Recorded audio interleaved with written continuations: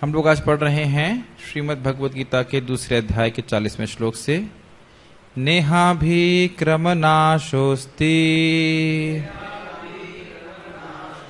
प्रत्यवायो न विद्यते स्वल्पमप्यस्य धर्मस्य त्रायते महतो भयात्।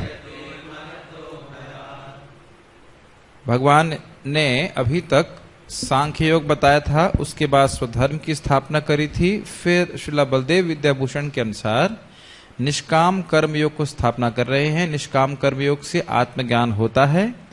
अब वह भगवान इस बात के महिमा बता रहे हैं कि जो कोई व्यक्ति इस धर्म को, इस पथ पे, निष्काम कर्म योग के पथ पे चलता है या भक्ति योग पे चलता है। श्रीला विश्वनाथ चक्रवर्ती ठाकुर जी इसको भक्ति योग कहते हैं और बलदेव विद्याभूषण जी इसको निष्काम कर्मयोग कहते हैं। कभी कभी आचार्यों में मतभेद होता है, वह किस एंगल से ले रहे हैं उस पर डिपेंड करता है। तो बुद्धि के द्वारा व्यक्ति निष्काम कर्मयोग भी कर सकता है, तो इसलिए बुद्धि योग भी कह सकते हैं, और बुद्धि योग को हम भक्ति योग भी कह सकते हैं, जिसे स्वरूप सिद्धा भक्ति कहते हैं, जैसे श्रवण कीर्तन स्मरण इत्यादि। तो इसमें भगवान कह रहे हैं न इह, इसमें इसके अभिक्रम में, अभिक्रम का मतलब प्रयत्न करना, आपको चल रहे हैं, क्रम से चलते हैं, तो जैसे जैसे क्रम करते जाते हैं इस क्रम का कोई नाश नहीं होता है। अस्ति मतलब नहीं होता है। प्रत्यवाय मतलब इसमें कोई ह्रास नहीं होता है, कोई पाप नहीं लगता है। प्रत्यवाय न विद्यते, इसमें नहीं होता इस प्रकार से। और स्वल्पम अप्यस्य धर्मस्य, इस धर्म का, इस बुद्धि योग का थोड़ा सा भी अनुशीलन व्यक्ति को महान भय से त्रायते, यानी कि महान भय से रक्षा करता है। श्लोक बहुत से भक्त लोग जानते होंगे, जो लोग भगवद गीता पढ़ते हैं, तो बहुत महत्वपूर्ण श्लोक है। अनुवाद, इस प्रयास में न तो हानि होती है न ही ह्रास, अपितु इस पथ पर की गई अल्प प्रगति भी महान भय से रक्षा कर सकती है। अब हम समझ रहे होंगे प्रयास का मतलब है बुद्धि योग, और बुद्धि योग के दो भाग हो सकते हैं, या तो निष्काम कर्म योग जो सनिष्ठ के लिए है, या फिर परिनिष्ठ के लिए, परिनिष्ठ या निरपेक्ष भक्त के लिए होगा भक्ति योग। भक्ति योग कर रहा है मतलब हरे कृष्णा कर रहा है, भगवान का प्रसाद खा रहा है, डायरेक्ट भगवान की भक्ति कर रहा है, वो भी बुद्धि योग को बताया जा सकता है। और बुद्धि योग का अर्थ है निष्काम कर्म योग भी।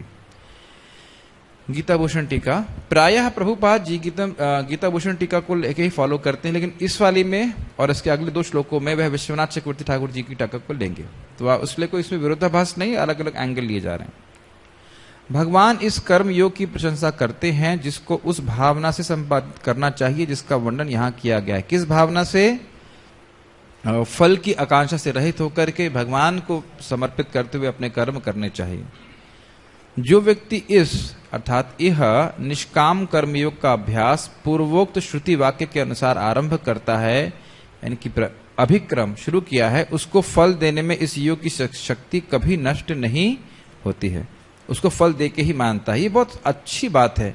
इसी बात को अगर आप भक्ति पे अप्लाई कर दें तो यह बात भी है कि भक्ति योग, भक्ति का प्रोसेस जिसने प्रारंभ किया उसका परफेक्शन गारंटीड है। प्रभुपाद जी ने इसे कई बार बताया है। थोड़ा इसको समझिए। एक चीज की बात हम लोग ध्यान नहीं दे पाए कि निष्काम भावना से करना है और आत्मा या परमात्मा को लक्षित करते हुए किया जाता है निष्काम कर्मयोग। निष्काम कर्मयोग की बात हुई थी कि जिस प्रकार से स्वधर्म का आचरण व्यक्ति करता है स्वर्ग प्राप्ति करने के लिए, सकाम कर्म जिसे कहा जाता है, उसी प्रकार निष्काम कर्मयोग का अनुशीलन कर रहा है ताकि एक दिन उसको आत्मज्ञान हो या परमात्मा का ज्ञान हो। तो ये दो चीजें, ये दो एटीट्यूड बहुत जरूरी है। एक भौतिक इच्छाओं से को त्यागते हुए, और दूसरा आत्म साक्षात्कार की इच्छा से इस निष्काम कर्मयोग को किया जाता है। तो अगर प्रारंभ किया जाए और कंप्लीट ना भी किया जाए तो भी इसमें कोई पीछे नहीं, व्यक्ति गिरता नहीं है, ये बात बोली जा रही है। इसी प्रकार से भक्ति योग हम करते हैं तो भक्ति योग में हमारी जो परफेक्शन है वो गारंटीड है। गारंटीड मतलब होता है हिंदी में क्या? निश्चित है, क्योंकि भगवान स्वयं इसका फल देते हैं, बस हमको भक्ति को करते रहना चाहिए। इसको श्रीला प्रभुपाद जी एक जगह बताते हैं कि भक्ति योग के द्वारा भगवान से हर संपर्क, भगवान के पास वापस जाने में फॉरवर्ड मार्च, मतलब इंग्लिश में बोलते हैं फॉरवर्ड मार्च, समझते हैं आप? आगे की ओर बढ़ रहे हैं, पीछे नहीं जा रहे हैं। हाँ, अगर हम लोग अपराध करते हैं तो कुछ समय के लिए भक्ति ढकी रह सकती है, ढक जाती है, लेकिन फिर भी भक्त जब अपराध से जो भी उसका मार्जन होता है या कोई पश्चाताप करता है तो फिर से भक्ति में आगे आ जाता है, लेकिन भक्ति कभी नष्ट नहीं होती है। तो यानी इस योग की शक्ति कभी नष्ट नहीं होती। योग की शक्ति किन चीजों से नष्ट हो सकती है या सामान्य चीजों कैसे नष्ट होती हैं? काल के प्रभाव से नष्ट हो जाती हैं। तो यहां देखते हैं कि काल का प्रभाव इस योग पद्धति में नहीं लगता है। ठीक है, और ये श्रुति का वाक्य क्या है? तम एतम वेदानुवचने न ब्राह्मणा विविदिशन्ति यज्ञेन दानेन तपसा न शकेन। इसका अर्थ यह है कि प्रक्रिया शुरू होने पर और पूर्ण न होने पर भी परिणाम की कमी नहीं थी। इसका अर्थ मतलब इस श्लोक का अर्थ ये नहीं है। इस श्लोक का अर्थ हमने पहले सीखा था कि लोग, ये ब्राह्मण जो है वह वेद के वचन के अनुसार यज्ञ के द्वारा, दान के द्वारा, तपस्या के द्वारा भगवान की प्राप्ति करने का प्रयास करते हैं। अर्थात ब्राह्मण लोग अपने वर्णाश्रम धर्मों का पालन करते हैं ताकि भगवान की प्राप्ति हो। उसी प्रकार से ब्राह्मण, क्षत्रिय, वैश्य सब लोग क्षत्रिय, वैश्य, शूद्र भी अपने अपने कर्तव्यों को करें इस भावना से कि इससे भगवान संतुष्ट हो रहे हैं। उनको प्राप्त करने के लिए, संतुष्ट करने के लिए व्यक्ति कार्य करता है तो वह क्रमशः भगवान की प्राप्ति की ओर आगे बढ़ता है। ये बात यहाँ पे बताई गई थी। उसी प्रकार से अब कह रहे हैं, इसी बात को समझा रहे हैं। इसका अर्थ यह है कि प्रक्रिया शुरू करने पे, किसका अर्थ? अभिक्रम को समझा रहे हैं। इसका अर्थ यह है कि प्रक्रिया शुरू होने पर और पूर्ण ना होने पर भी परिणाम की कमी नहीं होती है। अर्थात परिणाम आता ही है। परिणाम आप कहेंगे जब प्रक्रिया पूरी नहीं हुई तो परिणाम कैसे आएगा? एक बात तो यह है कि भक्ति या निष्काम कर्मयोग जिसकी बात यहां पे हो रही है, जितना आपने किया है उसके अनुसार आपको परिणाम मिलता है। हाँ, स्टेप वाइज कह सकते हैं। जैसे मान लीजिए श्रद्धा है तो आप भक्ति कर रहे हैं तो उतना ही फायदा हो रहा है। आप अनर्थ निवृत्ति के लेवल पे हैं तो उसका अनुभव हो रहा है। फिर निष्ठा तक पहुंच गए तो वहां तक अनुभव हुआ और अगली बार हम निष्ठा से आगे शुरू करेंगे। ये बात समझ में आ रही है? भक्ति का परिणाम भी उसके अनुपात में आता है। जैसे अगर हम खाना खा रहे हैं तो हमने अगर 2 कौर रोटी खाई है तो उसी के अनुरूप हमारी भूख भी शांत होगी और तुष्टि भी प्राप्त होगी और पुष्टि भी होगी। तो जितनी भक्ति कर रहे हैं उतना परिणाम तो मिल ही रहा है, उतना तो सील ही हो गया। और उसके बाद जैसे जैसे हम आगे भक्ति करते जाएंगे हमें परिणाम और अधिक प्राप्त होता जाएगा। इसलिए व्यक्ति को कभी भी भक्ति करने में, मैं भक्ति की व्याख्या भी कर रहा हूं, कर्मयोग की बात करें, कभी व्यक्ति को कुछ बीच के एक्सीडेंट से प्रभावित नहीं होना चाहिए। जैसे मान लीजिए किसी रोड पे है जो वन वे है, आप पीछे नहीं जा सकते, अगर उसमें कहीं गिर पड़े तो फिर उठ करके फिर चलते बढ़ना चाहिए। थोड़ा पट्टी उट्टी करके फिर आगे बढ़ना चाहिए। चलते छोड़ देने से नुकसान होगा। अगर चलना छोड़ देंगे तो क्या होगा? वहीं बैठे रहेंगे, फिर आपको चलना ही पड़ेगा। तो इसलिए बेहतर है कि चलते रहिए अपनी मरम पट्टी कराकर। ये नहीं सोचना चाहिए कि मैं इतना पतित हो गया हूं कि अब मेरे लिए भक्ति में कोई होप नहीं। इस योग में मंत्रों के गलत उच्चारण या अन्य किसी त्रुटि से कोई विपरीत परिणाम नहीं होते हैं। प्रत्यवाय, क्योंकि आत्मा की ओर लक्षित होने के कारण और भगवान नाम का उच्चारण ओम तत्सत होने के कारण सारी त्रुटियां नष्ट हो जाती हैं। इसका वर्णन 17वें अध्याय में हमने चर्चा किया था। ओम तत्सत इति निर्देशो ब्रह्मणस्त त्रिविध स्मृतः। ये जो ब्राह्मण लोग हुआ करते थे, यह ब्रह्म को लक्षित करने के लिए कोई भी यज्ञ आदि क्रिया में ओम तत्सत का उच्चारण किया करते थे, जिसका अर्थ है कि यह पर ब्रह्म के लिए, भगवान के लिए है। ये मैं अपने लिए नहीं कर रहा हूं। ये बात हमने 17वें अध्याय में चर्चा करी थी। तो ये कर्म योग का मुख्य तरीका है जिसमें सब कुछ भगवान को अर्पित किया जाता है। तो यहाँ पे अगर कुछ थोड़ी बहुत त्रुटि हो, जैसे कि सकाम कर्म में आप जानते हो छोटी सी मिस्टेक हो जाती है तो कुछ का कुछ हो जाता है। तो ये चीज वहां पे फायदा बताया जा रहा है कि कोई अगर छोटी मोटी मिस्टेक है भी तो उससे कोई नुकसान नहीं होगा। निष्काम कर्म योग के रूप में संपादित और भगवान को अर्पित इस धर्म के थोड़े से अनुष्ठान से भी अनुष्ठाता संसार रूपी महान भय यानी महत्व भयात से बच जाता है, त्रायते। बस इजी है, मतलब उसको दोबारा मानव जीवन प्राप्त होगा, पशु योनि में नहीं जाएगा, ये सारे लाभ उसको हैं। और इसको पुष्ट करने के लिए वो कह रहे हैं, भगवान बाद में कहेंगे कि पार्थ नैवेह नामुत्रा। किसी को श्लोक याद है? पार्थ नैवेह नामुत्रा विनाशस्तस्य विद्यते नहीं कल्याण कृतम कश्चिद दुर्गतिम तात गच्छति। पार्थ ने बोला था, अर्जुन ने प्रश्न किया था, कोई भक्ति कर रहा है, योग के पथ पे है, अगर वह कदाचित भौतिकता में फंस गया तो क्या होगा उसका? क्या वह बिल्कुल एक छिन्न बादल की तरह नष्ट हो जाएगा? तो भगवान ने कहा था नहीं, उसको स्वर्ग प्राप्ति होगी, उसके बाद फिर आकर के वो भक्ति कंटिन्यू करेगा। सुने होंगे आप इसी बात को। श्रुति नाम से क्या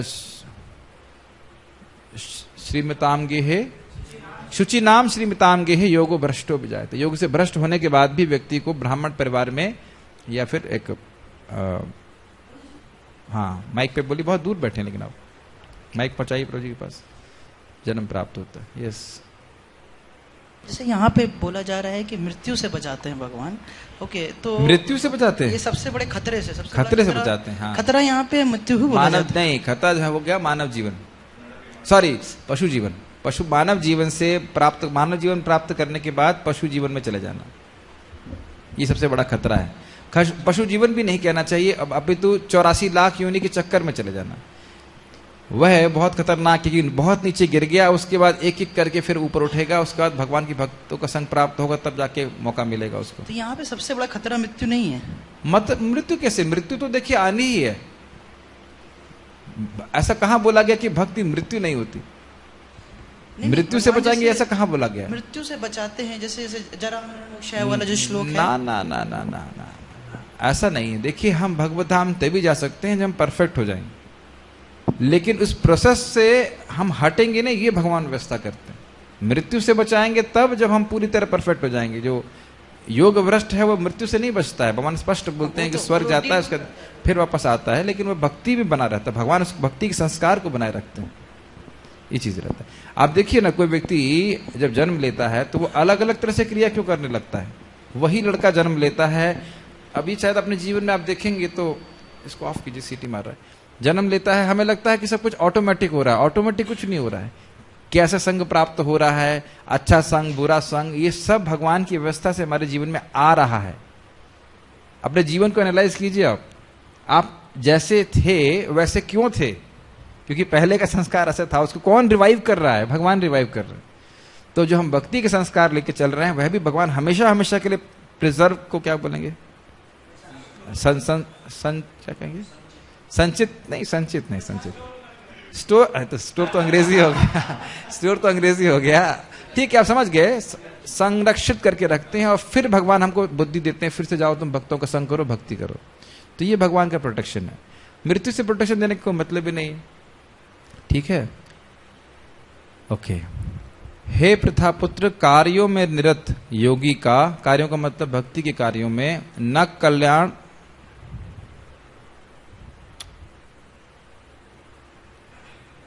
पता नहीं क्या लिख दिया ये, पता नहीं, ठीक से लिखा नहीं गया है। मतलब बेसिकली इसका अर्थ ये है कि जो व्यक्ति कर्मों का कार्य कर, भक्ति के कार्य कर रहा है, कर्म योग में लगा है, उसके लिए कोई इस लोक में और परलोक में कभी भी विनाश नहीं होता है। जो इस लोक में कल्याण के कार्य में लगा हुआ है, उसका कहीं पे भी नाश नहीं होता। ये पता नहीं, ठीक से ट्रांसलेशन नहीं था ये ठीक से। ओके, ट्रांसलेशन मतलब मैं इंटरनेट से कॉपी करता हूं तो उसमें लग रहा है टाइपिंग एरर हुई, जल्दी जल्दी में किया था, कोई बात नहीं। अर्थ स्पष्ट है। अर्थ स्पष्ट ये है कि जो व्यक्ति भक्ति में लगा है उसका कभी विनाश नहीं हो सकता। अब विनाश का अर्थ ये नहीं बोला जा रहा है शरीर का विनाश नहीं हो सकता, क्योंकि अगर आप 7 साल से भक्ति कर रहे हैं तो 7 साल वाला शरीर ऑलरेडी विनाशित हो चुका है। तो ये कभी मत सोचिएगा कि शरीर का विनाश नहीं होता है, चेतना का विनाश नहीं होता। एक और चीज देखेंगे, भक्ति करते करते जो लोग अच्छे से भक्ति कर रहे हैं समझ सकते हैं इस बात को कि भौतिकता के विचार या भौतिक भोग का रस भगवान समाप्त कर देते हैं। संस्कार तो रहता है, इतनी जल्दी जाता नहीं है, लेकिन जब कदाचित भक्त भोग करता भी है तो कहता है ये क्या है, ये एक बड़ा स्ट्रॉन्ग ट्रांसफॉर्मेशन है जो भगवान अंदर से कर देते हैं। आज मैं एक बहुत सुंदर लेक्चर सुन रहा था, बहुत अच्छा। तो उसमें एक भक्त को बोला गया, सच्ची घटना, वह शराब पीने जाते थे, उस वक्त भक्त नहीं था, तो उसको बोला कि तुम हरे कृष्ण मंत्र करो, ये शराब छूट जाएगी। तो उसने बोला मैं शराब छोड़ना नहीं चाहता तो कोई बात नहीं, आप नहीं छोड़ना चाहते, आप हरे कृष्ण कीजिए। तो हरे कृष्ण करने लगा। फिर अचानक उसको जो वहां पे बार में जहां रोज जाता था, जो बातें थी वो अच्छा लगना बंद हो गई। कहता वो लोग अच्छी बातें नहीं करते हैं। तो वह हफ्ते में 1 बार जाने लगा। अब ये कैसे हो गया? अब देख रहे हैं किस प्रकार से जो एक बार भक्ति का प्रवेश हो जाए, हरे कृष्ण मंत्र का प्रवेश हो जाए, अपने आप ही भगवान हृदय शुद्ध कर देते हैं। इस चीज को श्रीला श्रीधर स्वामी जी टीका में कहते हैं, हरि हरति पापानि दुष्ट चित्तर अपि स्मृतः। जिसका चित्त पूरी तरह दुष्ट है, उसके पापों को भी हरि हर लेते हैं। बहुत सुंदर अपनी टीका में वो बोलते हैं। तो मैं खाली ये बोल रहा था कि कोई व्यक्ति अगर हरे कृष्ण मंत्र किसी तरह से भी कर रहा है, उसका कल्याण होगा ही। वो पाप ना भी चाहता हो छोड़ना, पाप अपने आप छोड़ के चले जाएंगे। बहुत स्पष्ट है, कितना अद्भुत है। उसके बाद उन्होंने पूरी तरह से शराब छोड़ दिया, अब भक्ति करने लग गया। ठीक है, सकाम कर्म तभी फलीभूत होते हैं जब उनका संपादन सभी अंगों के उपसंहार के साथ किया जाए। इसका अर्थ क्या है? कोई कर्मकांड का यज्ञ कर रहा है तो भाई फल भी होना चाहिए, घी भी होना चाहिए, छौंका भी लगना, छौंका मतलब आहुति भी होनी चाहिए, सब कुछ प्रॉपर तरीके से होना चाहिए, तब आपको फल मिलेगा। जैसे आप देख सकते हैं कि किसको यज्ञ से उत्पन्न किया गया था, वृत्तासुर को, तो थोड़ा सा मिस्टेक हो गई मंत्र में, तो फिर वह इंद्र के द्वारा वध की, इंद्र नहीं, जिसका शत्रु इंद्र हो, ये हो गया, जबकि होना चाहिए था जो इंद्र का शत्रु हो, तो उल्टा हो गया था। तो कुछ थोड़ा सा भी इस प्रकार के कर्मकांड का यज्ञ करते हैं, गलती होती है तो सब परिवर्तन हो जाता है। एक और इसमें अद्भुत बात आप लोग को याद आ रही होगी, दिति माता इंद्र को मारने के लिए व्रत कर रही थी, तो गलत उद्देश्य से भी भक्ति कर रही थी, फिर भी भक्ति सही से कर रही थी, इसलिए उनका हृदय परिवर्तन हो गया। तो ये बड़ी अद्भुत भक्ति की बात है। इच्छा के परिणाम के साथ निष्पादित कर्तव्यों का परिणाम केवल तभी होता है जब सभी समारोहों के साथ निष्कर्ष पर अमल किया जाता है। समझ में आई लाइन? थोड़ी ऐसी टफ हो रही है। जब सकाम इच्छा से कोई व्यक्ति कर्मकांड करता है तो सारे जो अवयव हैं किसी यज्ञ के वो ठीक होने चाहिए, तभी उसको प्राप्त होता है फल। परंतु अगर कुछ तत्व जैसे मंत्र दोषपूर्ण या अनुपस्थित हो, मतलब कोई मंत्र भूल गया, वो नहीं कर पाया, तो उसके विपरीत परिणाम दिखाई देते हैं। क्षमा कीजिएगा, हम लोग निष्काम की बात करने लग गए थे। ये बात है सकाम की। अगर सकाम कर्म कांड कर रहा है, सकाम कर्म कर रहा है, उसमें कोई मंत्र नहीं रहता है, तो उसको विपरीत परिणाम प्राप्त होता है। जैसे कि भी आपने देखा था, हम वृत्तासुर का एग्जाम्पल दे रहे थे। ठीक है, परंतु निष्काम भावना से किए गए कर्म जिन्हें यथा सामर्थ्य संपादित किया गया हो परंतु पूर्ण नहीं किया गया हो, या कोई अंग अनुपस्थित हो, तो वह ज्ञान में स्थिरता के परिणाम को देते ही हैं। ये बहुत अच्छी लाइन है। देखिए, कोई व्यक्ति इस भावना से कर्मयोग कर रहा है कि एक दिन मुझे भगवान की कृपा प्राप्त होगी, मेरा हृदय शुद्ध हो जाएगा, तो भगवान इस एटीट्यूड, इस भावना से बड़े प्रसन्न होते हैं। इसलिए अगर छोटी मोटी कोई गलती है तो उससे कोई बहुत फर्क नहीं पड़ता है। यही बातें भी बोली जाती है। अपनी शक्ति, यथाशक्ति को व्यक्ति कर रहा है इस कर्मयोग को, तो वह आगे जाकर के उसके हृदय को शुद्ध करके उसको आत्मज्ञान में स्थित कर देंगे। ये बात बताई जा रही है। जबकि सकाम कर्म में अगर ठीक से यज्ञ ना किया जाए तो उल्टा ही असर पैदा होगा। जैसे मान लीजिए पुत्र की इच्छा से कोई यज्ञ कर रहा है, उसमें गलती हो गई तो पुत्री पैदा हो जाएगी, और कुछ मिस्टेक हो सकती है। ठीक है, और क्योंकि प्रक्रिया का लक्ष्य आत्मा होता है और इसमें भगवान का नाम उच्चारण होता है, इसलिए इसमें कोई पाप नहीं होता है। तो स्पष्ट है, कोई दिक्कत नहीं है। प्रभुपाद जी के तात्पर्य को हम पढ़ रहे हैं। कर्म का सर्वोच्च दिव्य गुण है कृष्ण भावनामृत में कर्म या इंद्रिय तृप्ति की आशा न करके कृष्ण के हित में कर्म करना। श्रील प्रभुपाद जी ने बड़ा सुंदर तात्पर्य लिखा है, और अब तात्पर्य को मैं दोनों टीकाओं को समावेश कर लिया। भक्ति योग का भी वर्णन कर सकते हैं इससे, और आप इससे कर्मयोग का भी वर्णन कर सकते हैं।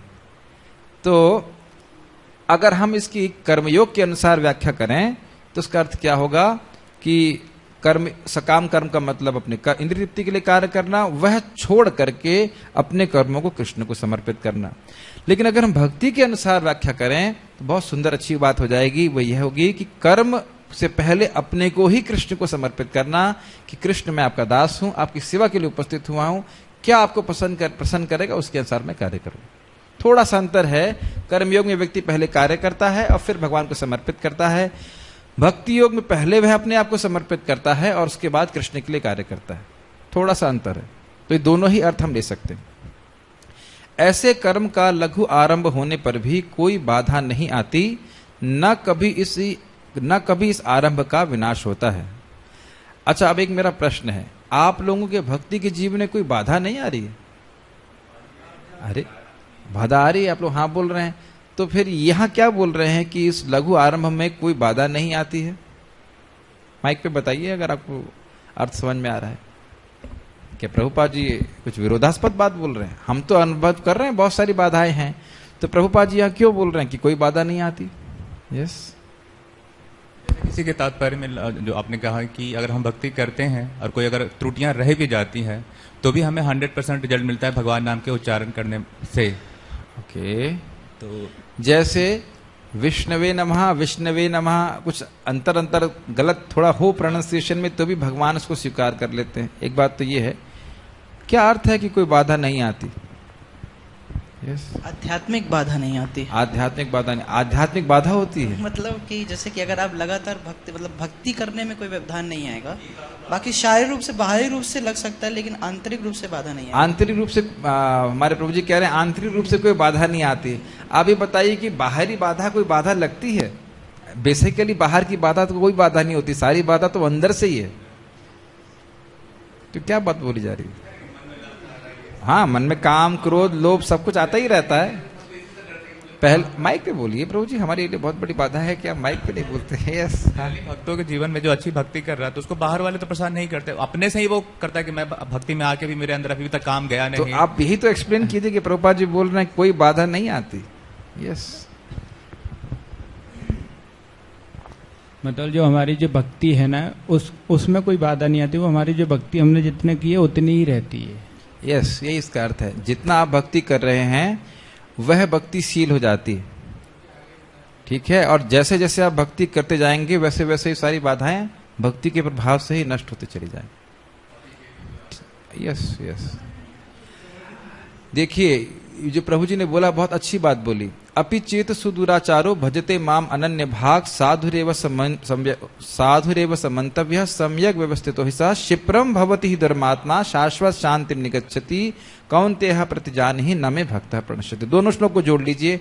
कोई व्यक्ति भक्ति के पहले किए गए कार्यों की वजह से बहुत बुरे संस्कारों से युक्त होने के कारण भक्ति में आने के बाद भी कोई सुदुराचार कर देता है, लेकिन उसका ये दृढ़ निश्चय है कि चाहे कुछ भी हो जाए मैं भक्ति नहीं छोड़ूंगा, तो उसी भक्ति के प्रभाव से वो सारे दुराचार, सारा जो गलत संस्कार है वो नष्ट हो जाएगा और बहुत जल्दी वह धर्मात्मा बन जाएगा। जैसे अभी मैंने आपको एग्जाम्पल दिया था, हरे कृष्ण मंत्र चाहता वो कर रहा था और शराब छोड़ना नहीं चाहता था, अपने आप ही शराब छूट गई। तो ये जो बाधाएं हैं ये वास्तविक बाधाएं नहीं हैं। हम केवल भगवान की भक्ति करते रहें तो भगवान की भक्ति के प्रभाव से सारे सद्गुण आ जाएंगे, सारी बाधाएं नष्ट हो जाएंगी। अगर हमारे भक्ति अहेतुकी है तो, अहेतुकी मतलब भौतिक इच्छा से रहित है, तो कोई तो फिर अप्रतिहता होगी ही, कोई उसमें बाधा नहीं आ सकती। अगर आप कहेंगे अब काम है तो मैं कैसे अहेतुकी कर सकता हूं, जब आप भक्ति कर रहे हो तो भक्ति के बदले में भक्ति ही मांग रहे हो। भले ही हृदय में काम क्रोध लोभ मोह जितनी गंदगियां हैं वो अलग बात है, लेकिन आप उस समय भक्ति के बदले में कुछ और नहीं मांग रहे, भक्ति के बदले में भक्ति ही चाह रहे हैं। जैसे यहाँ पे भाई देखिए, जैसे कोई कर्म योग कर रहा है तो वह भी तो भौतिक चेतना में है, वह इस प्रकार से पूरी तरह से कन्विंस, मतलब उसको अनुभव तो नहीं है कि वह आत्मा है, लेकिन वह ये जानते हुए, शास्त्र सुनते हुए, भौतिक इच्छाओं को त्यागते हुए, बुद्धि का उपयोग करते हुए अपने कर्मों को कृष्ण को लक्षित करते हुए कर रहा है, तो उससे उसे आत्मज्ञान प्राप्त होगा। पहले सुन लीजिए पूरी बात। उसी प्रकार से हम लोग काम क्रोध इत्यादि सारी बीमारियों से ग्रसित हैं, हम उसको बीमारी के रूप में रिकॉग्नाइज कर रहे हैं और भक्ति को एक सोल्यूशन, मतलब भक्ति हमारी कह सकते हैं एक दवाई की तरह अभी हमारे लिए इस समय, और हम चाहते हैं कि एक दिन हमें भगवान की भक्ति प्राप्त हो, प्रेम भक्ति प्राप्त हो। तो साधन अवस्था में भी इसका अर्थ ये नहीं है कि आपकी सारी जो भौतिक इच्छाएं हैं या भौतिक इंक्लिनेशंस है, इच्छा नहीं कहना चाहिए, इंक्लिनेशंस मतलब कुछ भौतिक कार्य करने की प्रवृत्तियां वो तुरंत समाप्त हो गई हैं, लेकिन वो आपकी मुख्य प्रवृत्तियां नहीं है। मुख्य प्रवृत्ति है कृष्ण की सेवा करना। इस पर मैंने एक बार अलग से क्लास दिया था, आपको याद हो तो, कि जो व्यक्ति पूरी तरह भौतिक इच्छाओं से मुक्त नहीं है वह भी शुद्ध भक्ति कर सकता है। शुद्ध भक्ति में एंट्रेंस का क्या रूल है? साधन है भक्ति, साध्य है भक्ति। अब कभी कभी अपनी पुरानी प्रवृत्तियों की वजह से व्यक्ति भक्ति गिर जाए, इसका अर्थ ये नहीं कि वो भक्ति करना नहीं छोड़ेगा। मैंने उसको पूरा क्लास दिया था, तो याद आ रहा है। तो ये बात बोल रहे हैं कि अगर हम भक्ति कर रहे हैं तो सारी बाधाएं इस भक्ति से नष्ट हो जाएंगी। ठीक है? यस। बाधाएं जो है काम क्रोध लोभ मोह, ये मद मात्सर्य वगैरह, ये सब बाधाएं क्या? यस, ये भी बाधा है, लेकिन ये बाधाएं भी नष्ट भक्ति से हो जाएंगी, भक्ति से ही होंगी, ये विश्वास होना चाहिए। मेरे पास अपनी कोई शक्ति नहीं है करने के। ठीक है। और भी बाधा आ सकती है, जैसे कि काल एक बाधा है, लेकिन आप जानते ही तो हमने कभी चर्चा कर लिया कि कालांत, मान लीजिए कोई भक्ति कर रहा है, देह छूट जाए तो फिर आगे से भक्ति करना वो शुरू करेगा, यह भी कोई बाधा नहीं है उसके लिए, ठीक है। एक और बाधा हो सकती है पुराने पाप बाधा हो सकते हैं, छोटा जन्म बाधा हो सकता है, अन्य सब क्रियाओं को करने में सब कंसिडरेशन रहता है, कहाँ जन्म लिया है, पढ़े लिखे हो, लेकिन इसमें कोई ये योग्यता नहीं होती। केवल क्या योग्यता है? आपकी इच्छा भगवान की सेवा करने की। न कभी इस आरंभ का विनाश होता है, जो भक्ति करती है वो फिर कभी बंद नहीं हो सकती। भौतिक स्तर पर प्रारंभ किए जाने वाले किसी भी कार्य को पूरा करना होता है, अन्यथा सारा प्रयास निष्फल हो जाता है। और एक चीज और जोड़ना चाहता हूं कि भौतिक स्तर पे कोई भी आप कार्य करते हो उसके लिए योग्यता बहुत बड़ी चीज है, लेकिन भक्ति में योग्यता क्या है? माइक पे क्या बोलते हैं प्रभुपाद जी? प्रभुपाद जी से पूछा गया तो उन्होंने कहा भक्ति में एक ही बाधा है, हमारा लौल्य, हमारा डिजायर। बाधा? योग्यता सॉरी, हाँ, इच्छा होनी चाहिए। एक बार श्रील प्रभुपाद से पूछा गया मैं शुद्ध भक्त बनना चाहता हूं, उसके लिए क्या सबसे महत्वपूर्ण बात है? तो कहते हैं इच्छा। अगर तुम्हारी इच्छा है तो तुम शुद्ध भक्त बन जाओगे, भक्ति करो, ठीक है। ये बात इंटरेस्टिंग है कि जो कार्य आपको करना आता है वो कृष्ण के लिए करिए, चाहे वो एक गृहिणी हो, उसे कुछ भी पढ़ना लिखना नहीं आता, लेकिन हरे कृष्ण मंत्र जप कर सकती हैं, भगवान को भोग लगा सकते हैं। और हम ये नहीं कह सकते कि भगवान को हमसे कम प्रिय हैं, ये नहीं कह सकते, ठीक है। कुछ पूछ रहे थे आप? माइक पे पूछिए, ऑन तो करिए। बाबा जी क्या बोल? हाँ। प्रभुपाद बहुत अच्छा एक उदाहरण दे रहे हैं हाँ। कि भौतिक कार्य हम जो भी करते हैं उसको पूरा करते हैं तभी हमको मतलब फल मिलता है। जैसे मान ली हवाई जहाज से जा रहे हैं, हवाई जहाज बीच में गिर गया तो आप ये नहीं कहेंगे अरे आधा रास्ता पहुंच गया मैं, ऐसा नहीं होता। जब तक आप पूरा उस गंतव्य तक नहीं पहुंच गए, पूरा तब तक नहीं माना जाएगा। लेकिन भक्ति में जहां तक पहुंच गए, भक्ति में जहां तक पहुंच गए वो वहां तक की आपकी सफलता है। 10% सफल हो गए, 20% सफल हो गए, विफलता का कोई मतलब नहीं। मेडिकल करने में 20-25 इयर्स लग जाते हैं, तो अगर मैं जब तक मेडिकल के एग्जामिनेशन कंप्लीट ना करूं, स्पष्ट नहीं समझ में आ रहा क्या बोल रहे हैं। मेडिकल के स्टूडेंट 20-25 साल लगते हैं, और अगर मान लिया मैंने 24 साल किया तो मुझे ये नहीं कहा कि 24 साल, मैं अगर 25वें साल में अपना फाइनल मैं समझाता हूँ एग्जाम्पल को। प्रभु जी वो अच्छा एग्जाम्पल दे रहे हैं कि जो लोग बीटेक कर रहे हैं, अगर मान लीजिए फर्स्ट ईयर तक पढ़े और फिर छोड़ दिया, तो अब ये नहीं कि अगली बार आपको सेकेंड ईयर से एडमिशन मिलेगा, ऐसा नहीं होता है ना, फिर से आपको फर्स्ट ईयर पढ़ना पड़ता है। तो इसी ऐसा भक्ति में नहीं होता है। और ये आप देख सकते हैं कि हर व्यक्ति जो भी भक्ति कर रहा है, आप देखेंगे हर एक का कमिटमेंट का लेवल अलग अलग होता है। कोई लोग बड़े उत्साह से कर रहे होते हैं, कुछ लोगों को दिक्कत हो रही होती है। चाहे कैसा भी हो, सबको भक्ति करते रहना चाहिए, क्योंकि अगली जन्म में अच्छे से करोगे। अगर अभी नहीं कर पा रहे, मान लो कोई व्यक्ति एक ही माला कर पा रहा है तो ठीक है, एक ही माला करे, आगे जाकर के 2 माला करेगा, धीरे धीरे बढ़ जाएगा, ठीक है। हमेशा लोगों को प्रेरित करना चाहिए। किंतु कृष्ण भावनामृत में प्रारंभ किया जाने वाला कोई भी कार्य अधूरा रहकर भी स्थायी प्रभाव डालता है। क्या अर्थ है इसका? कि हमेशा हमेशा के लिए अब वह कृष्ण भावनामृत के ट्रैक पे आ गया है।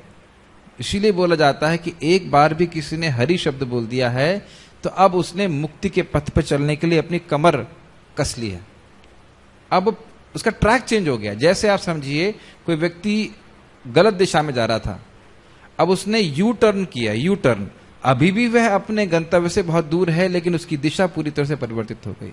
अब जैसे जैसे वो भगवान का नाम जप करेगा, भक्ति कर रहा है, धीरे धीरे भगवान के पास आता चला जाएगा। बहुत शक्तिशाली है भक्ति का पथ, इसलिए कभी निरुत्साहित नहीं होना चाहिए और कभी छोड़ना भी नहीं चाहिए भक्ति को। जितनी आप कर सकते हो उतना करिए। मान लीजिए 16 हो रहा है, अब कुछ लोग 64 कर रहे हैं, कुछ लोग 128 भी कर रहे हैं, उससे मतलब नहीं है हम कितना कर पाते। कंपेयर मत कीजिए, अगर वो पहले पहुंच जाएंगे तो पहले पहुंच जाए, कोई बात नहीं है, लेकिन हम जितना है हम जब पहुंचेंगे हम तब पहुंचेंगे, है ना। मान लो आप साइकिल पे चल रहे हो, अब बगल वाला ऑडी में जा रहा है, तो आपको ईर्ष्या करने से तो कुछ होगा नहीं। हम साइकिल से चल रहे हैं तो कोई बात नहीं, साइकिल से चले हैं, लेकिन बस चलते रहे। एक दिन हमको हो सकता है रास्ते में कोई लिफ्ट दे दे, बेचारा बहुत थका आ रहा है, मर गया साइकिल से। कहने का अर्थ है किसी वैष्णव की कृपा हो जाएगी तो बहुत तेजी से प्रगति कर ले, अजामिल जैसा, ठीक है। अतः ऐसे कर्म करने वाले को कोई हानि नहीं होती, चाहे वह कर्म अधूरा ही क्यों न रह जाए, ठीक है। यदि कृष्ण भावनामृत का 1% भी कार्य पूरा हुआ हो तो उसका स्थायी फल होता है। अतः अगली बार 2% से शुभारंभ होगा। इसको थोड़ा और गहराई में जाइए। भगवान के प्रति जो हमारी विमुखता है, अगर उसको 100 पे नापा जाए तो अगर 1% विमुखता समाप्त हुई है तो वो 1% समाप्त हो गई, हमेशा हमेशा के लिए समाप्त हो गई। ये बहुत गंभीर और बहुत ही प्रेरणादायक बात है। मेरे को भगवान पसंद नहीं है, मुझे भगवान के बारे में सुनना नहीं कुछ। अच्छा कैसे हैं, किसके बारे में बात कर रहे हो? एकदम विमुखता से ऐसे लोग मिलते हैं ना जो 1 मिनट भी बात नहीं करना चाहते, 1 सेकंड नहीं बात करना चाहते। आप मंगल आरती में देख लीजिएगा, जो लोग बहुत लोग बाहर के लोग आते हैं, बस दीपक दिखाया चालू हुआ तो मैं भाग जाते हैं वो। और बहुत बार भक्तों का अनुभव लोगों को सोचते होंगे कि मंगल आरती इतनी जल्दी खत्म हो गई, ऐसे भी भक्त लोग हैं। तो आप देख सकते हैं कि जो 100% वैमुखता है उसका कुछ परसेंटेज जो खत्म हुआ वह हमेशा हमेशा के लिए खत्म हो गया। ये बहुत अच्छा है।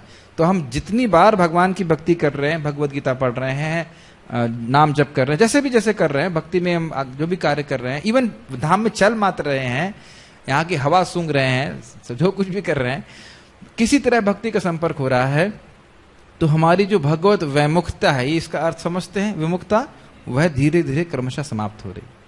बहुत उत्साहित रहना चाहिए उसके लिए। बेसिकली हमें बस यही करना है कि 0 से 100% तक पहुंचना है, 100% पूरी तरह से वैमुखता समाप्त हो जाए। ठीक है, इसीलिए भक्ति में रेगुलरिटी बहुत महत्वपूर्ण है। हम नियमित रूप से भक्ति करें तो आप देखेंगे कि आगे जाकर बहुत अच्छे से भक्ति में हम प्रगति कर सकते हैं। ठीक है, अतः अगली बार 2% से शुभारंभ होगा, किंतु भौतिक कर्म में जब तक 100% सफलता प्राप्त न हो तब तक कोई लाभ नहीं होता। अजामिल ने कृष्ण भावनामृत में अपने कर्तव्य का कुछ ही प्रतिशत पूरा किया था, किंतु भगवान की कृपा से उसे 100% लाभ मिला। ये लाइन थोड़ा समझने वाली है। देखिए, पहली बात ये कि अजामिल ने जब तक विष्णुदूतों से नहीं मिला था सचेत रूप से कोई भक्ति नहीं करी थी, लेकिन क्या कहते हैं उसको हम लोग, कौन सी सुकृति, अज्ञात, अनजाने में ही नाम उच्चारण करने से उसका भक्ति का अकाउंट बढ़ रहा था। आचार्य लोग बताते हैं कि जब पहली बार उसने नारायण बोला तभी सारे पाप नष्ट हो गए थे, और उसके बाद जो भी नारायण बोल रहा था उसकी भक्ति बढ़ रही थी।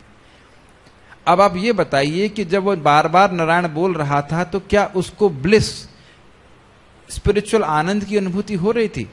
नहीं हो रही थी। क्या उसको लग रहा था कि वह भक्ति कर रहा है? क्या उसको लग रहा था कि भगवान विष्णु की नजर उसके ऊपर है? अच्छा, जब वो पाप कर रहा था तब क्या उसको लग रहा था कि यमदूत की नजर उसके ऊपर है? दोनों ही बारे में उसको नहीं पता था। तो उसी प्रकार से हम, और ध्यान दीजिएगा, उसका चित्त केवल अपने बच्चे पर लगा हुआ था। तो अब यही बात हो गई, दुष्ट चित्त अपि स्मृतः, भगवान कब उसके पापों को चोरी करके ले गए उसको मालूम भी नहीं चला। जैसे बहुत बार चोरी होती है और हमको बाद में मालूम चलता है, चोरी का मतलब ये है कि हमको बाद में मालूम चला कि चोरी हो गई। उसी प्रकार से भगवान का नाम उच्चारण करने वाला व्यक्ति, जैसे आप अजामिल केस में देख रहे हैं, वह उसके पाप चोरी करके लेके जाते हैं भगवान, और कुछ समय के बाद भगवान का नाम अपना प्रभाव दिखाता है। तो यहां पे हमने बहुत इंपॉर्टेंट चीज ये देखी कि अनजाने में जब उसने भक्ति करी तब उसे क्या लाभ प्राप्त हुआ? अंते नारायण स्मृति का लाभ प्राप्त हुआ, जो कि 100% लाभ है। फिर आप कहेंगे कि भाई और भजन क्यों करवाए? ताकि उसको और भगवत प्रेम प्राप्त हो जाए, पूरी तरह युक्त हो जाए, उसके बाद वो भगवान के धाम चला गया। माइक पे बोलिए, ऑन तो करिए। अनेक जन्म पाप अनेक जन्म पाप चौरम चौरा गण्यम पुरुषम नमामि। अनेक अनेक जन्मों के भगवान पाप चोरी कर लेते हैं, इसलिए चोरों में सर्वश्रेष्ठ हैं। ठीक है, देखिए ये सब सुनना बहुत जरूरी है। बिना सुने हमारा भक्ति में और भक्ति की क्रियाओं में विश्वास नहीं होता है। एक बहुत गंभीर बात है, आज हम महाराज के लेक्चर में सुन रहे थे और बहुत ही प्रेरणादायक थी, इसलिए मैं कीर्तन कर रहा था। महाराज से किसी ने पूछा कि हम आत्मा का स्वरूप को कैसे जानेंगे, क्या है, कैसे करके? तो महाराज ने बताया बहुत सुंदर, जीवेर स्वरूप होए कृष्णेर नित्य दासी। तो आप जानते हैं, तो उन्होंने बोला कि जब हम भौतिक क्रियाओं में लग रहे हैं तो हम शरीर के रूप में कार्य कर रहे हैं, और जैसे ही हम भगवान की भक्ति करते हैं तुरंत हम आत्मा के रूप में कार्य कर रहे हैं। तो जैसे आप हरे कृष्ण मंत्र जप रहे हो, या भगवान का प्रसाद खा रहे हैं, या भगवान की सेवा कर रहे हैं, कोई भी स्वरूप सिद्धा भक्ति किसी तरह से भी कर रहे हैं, तो आप आत्मा के रूप में कार्य कर रहे हो, भले ही आपका शरीर वैसे बाह्य रूप से कैसा भी है। इसीलिए बोला जाता है इहा यस्य हरेर दास से कर्मणा मनसा गिरा निखिलासु अपि अवस्थासु जीवन मुक्त स उच्यते। किसी भी तरह से मन से, वचन से, कर्म से अगर आप कृष्ण की सेवा में लगे हैं तो आप मुक्त हैं। तो हर साधक को, भक्त को ये चाहिए कि अब अगले क्षण क्या मैं कृष्ण की सेवा में नियोजित हूं या नहीं। क्या कृष्ण के बारे में आप कुछ डिस्कशन कर रहे हैं, फिलॉसफी डिस्कशन कर रहे हैं, ये सब आपके आत्मा के रूप में कार्य करने के लक्षण है। आध्यात्मिक जगत में भी हम आत्मा के रूप में ही कार्य करेंगे, स्वरूप सिद्धा भक्ति ही करेंगे। इतनी बात समझ में आती है? श्रवणम कीर्तनम विष्णु स्मरणम, ये सब आध्यात्मिक जगत में भी वही चल रहा है जो यहां चल रहा है। वहां जाके आपको हरे कृष्ण मंत्र चेंज नहीं करना पड़ेगा। अब कहेंगे प्रभु जी हमने तो बहुत भजन किया, आप नया मंत्र सिखाओगे क्या? नहीं, जो यहां किया है वो वहां किया है, वहां करना है। तो ये बहुत सुंदर बात है कि ये बात मैं खाली बोल रहा हूं कि आत्मा के जो कार्य हैं, आत्मा के रूप में आप जो कार्य कर रहे हो वो निश्चित स्थायी प्रभाव दिखाएंगे।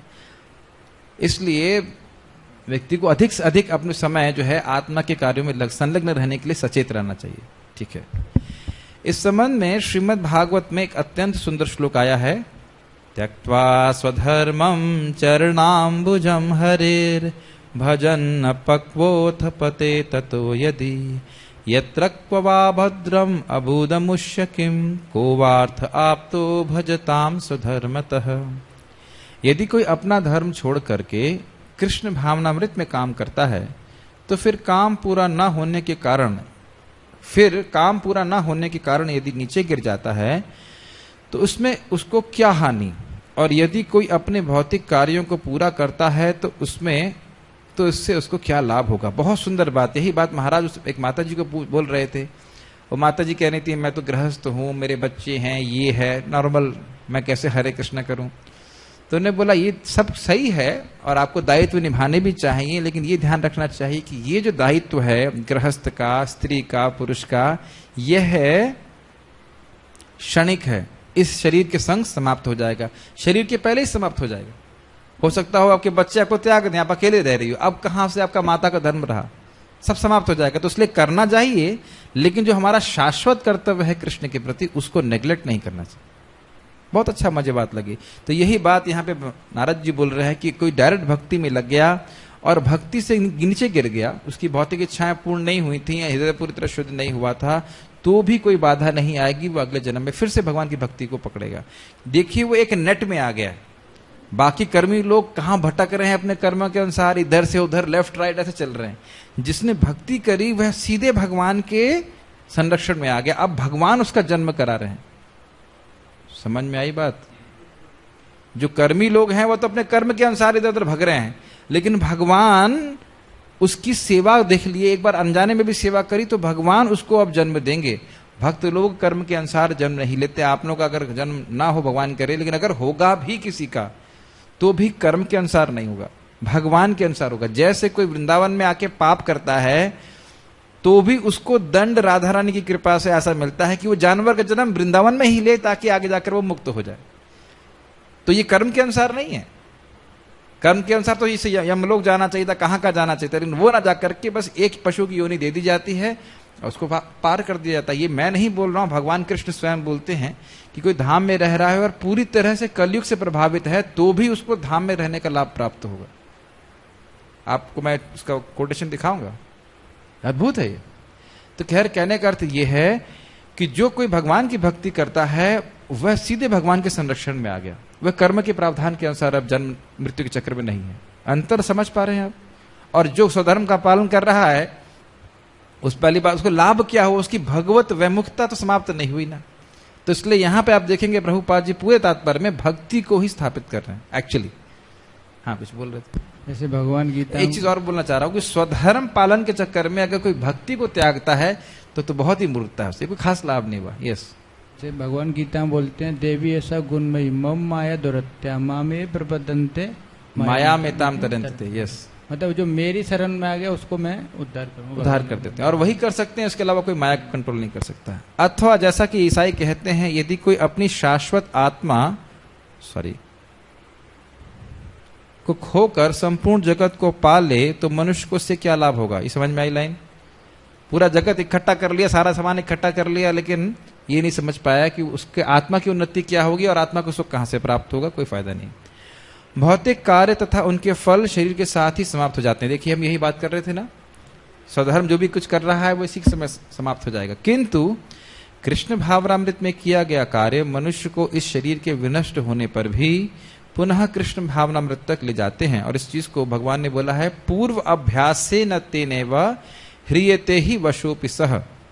जैसे इस जन्म में व्यक्ति प्रारब्ध के अनुसार पाप और पुण्य में जबरदस्ती प्रवृत्त हो जाता है, ऐसे ही पहले की गई भक्ति से व्यक्ति अनजाने में ही भक्तों के प्रति आकर्षित हो जाता है, भक्ति के प्रति आकृष्ट हो जाता है और भक्ति करने लगता है। मैं ऐसे भक्त को जानता हूं जिन्होंने हरे कृष्ण मंत्र किसी से नहीं सुना और जब करने लग गए। और मैंने सुना है पर मुझे राधानाथ महाराज को गंगा जी से हरे कृष्ण मंत्र सुनाई पड़ गया। तो कहां से हरे कृष्ण मंत्र मिल जाता है किस भक्त को, उसकी आगे की प्रगति पर निर्भर करता है। और चमत्कार है क्या सारा कुछ। जैसे हमारे एक भक्त हैं, हमारे सनक सनातन प्रभु, उनका एक लड़का, दूसरा लड़का ऐसे वीडियो गेम खेल रहा था 12 साल की उम्र में। फिर बोला मैं अपनी जिंदगी यहाँ पे खराब कर रहा हूं, आप मुझे मायापुर के स्कूल में डाल दीजिए एकदम से। और वो मायापुर स्कूल में है, वो भक्ति तो कर ही रहा है, वो उसके चार्ट में लिखा है कि वो भक्त बहुत अच्छा बनेगा आगे। तो पहले का संस्कार उसका ऐसे चल रहा है, एकदम से देख रहे हैं ना, 12 साल तक मस्ती कर रहा है बच्चा, इधर खेल रहा है, कूद रहा है, और एकदम से उसको स्ट्राइक किया, नहीं मैं तो टाइम बर्बाद कर रहा हूँ, टाइम नहीं जिंदगी खराब कर रहा हूँ अपनी, मुझे मायापुर के ब्रह्मचारी वाले स्कूल में भेज दीजिए। एकदम से हठात वो लोग जो है बिल्कुल चेंज हो जाते हैं। तो ये क्यों होता है? जैसे अजामिल क्यों एकदम से आकर्षित हो गया, पहले कुछ उसका गलत कर्म था, उसी प्रकार से एकदम से क्यों भक्ति के प्रति आकर्षित हो गए, पहले की गई कोई भक्ति रहती है। तो इसलिए भक्ति करते रहना चाहिए। हम परफेक्ट तो हो ही जाएंगे भगवान की कृपा से, ठीक है। कम से कम इतना तो निश्चित है कि अगले जन्म में उसे सुसंस्कृत ब्राह्मण परिवार में या धनी मानिक कुल में मनुष्य का शरीर प्राप्त हो सकेगा, जिससे उसे भविष्य में ऊपर उठने का अवसर प्राप्त हो सकेगा। जब पेट में अन्न नहीं होगा तो भजन नहीं होता है। तो ऐसी जगह अगर व्यवस्था हो जाए कि जहां पे खाने पाने की टेंशन नहीं है, तो व्यक्ति भक्ति कर सकता है, बशर्ते उसने पहले से भक्ति की हो। सारे धनी के लड़के भक्ति नहीं करते हैं, लेकिन हाँ, लेकिन कहने का अर्थ यह है कि ऐसा वातावरण मिलेगा कि भक्ति करेगा। कृष्ण भावनामृत में संपन्न कार्य का यही अनुपम गुण है, ठीक है। भक्ति के कार्य में करने का यही फायदा होता है। चलो स्टॉप हियर।